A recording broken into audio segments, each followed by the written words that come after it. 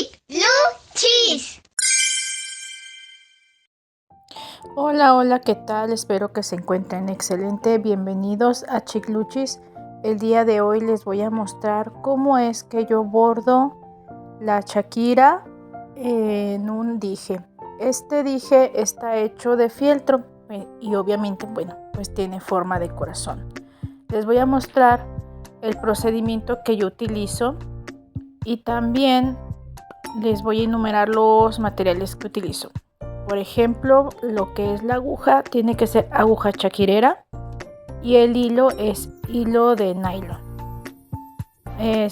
Comienzo tomando 4 cuentas y ensarto por en medio para tomar 2 cuentas.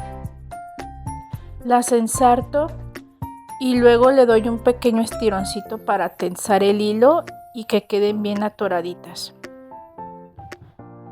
Y bueno, realmente este procedimiento pues se repite durante todo el dije, pero perdón, hubo personas que me preguntaron que, bueno, más bien que me pidieron que hiciera un video mostrando el procedimiento de cómo es que yo bordo las chaquiras a los dijes. Y bueno, espero que les sea de utilidad, que les guste. Y bueno, pues muchas gracias por mirar este video.